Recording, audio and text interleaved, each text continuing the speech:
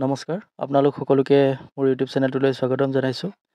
আজি দিনৰ 11 বজাত নটিচ দিয়াৰ ধৰণেৰে ৰিভেৰিফিকেশ্যনৰ লিষ্টসমূহ আমাৰ ছেকেণ্ডেৰী এডুকেশ্যনৰ অফিচিয়েল ৱেবছাইটত উপলব্ধ হৈছে। আপোনালোক সকলোৱে চাগে সেই লিষ্টসমূহ চাইছে।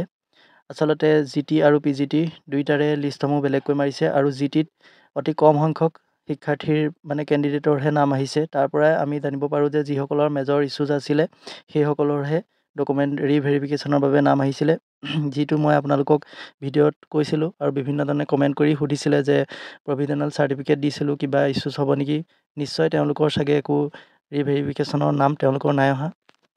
আৰু এমপ্লয়মেণ্ট এক্সচেঞ্জৰ চাৰ্টিফিকেটখন লৈও বহুতে চিন্তা কৰি আছিলে যে তেওঁলোকৰ ৰিভেৰিফিকেশ্যন হ'ব নেকি বিভিন্ন কাৰণত। গতিকে তেওঁলোকৰো নাম অহা নাই নিশ্চয়, কাৰণ যদিহে সেই সকলোৰে নাম আহিলেহেঁতেন তেনেহ'লে লিষ্টখনত যথেষ্টখিনি কেণ্ডিডেটৰে নাম সন্নিৱিষ্ট হ'লহেঁতেন। কিন্তু যিহেতু হাজাৰ কেণ্ডিডেটৰ মাজৰ পৰা অতি কম সংখ্যকৰ নাম আহিছে, গতিকে আমি এইটোৱে বুজিব পাৰোঁ যে যিসকলৰ ডকুমেণ্টত মেজৰ কিবা প্ৰব্লেম আছে, কাৰোবাৰ ডিগ্ৰীৰ ডকুমেণ্টত কিবা খেলিমেলি পাইছে বা তেনেকুৱা ধৰণৰ, সেইসকলকহে আচলতে ৰিভেৰিফিকেশ্যনত মাতিছে। গতিকে আপোনালোকৰ যদি কাৰোবাক মাতিছে ৰিভেৰিফিকেশ্যনত তেনেহ'লে কমেণ্ট কৰি জনাব। আৰু যিসকলৰ এতিয়া ডাউট আছিলে যে মনত মই ডকুমেণ্ট কিবা দিব লাগিছিলে, বেলেগ কিবা এখন দিলোঁ, ধৰক আপোনাৰ কাষ্ট চাৰ্টিফিকেটখনৰ কথাই হওক, যিখন ডিজিটেল হয় সেইখন দিয়া নাছিলে, আগৰ পুৰণাখনেই দিলে, মোৰ ৰিভেৰিফিকেশ্যন হ'ব নেকি।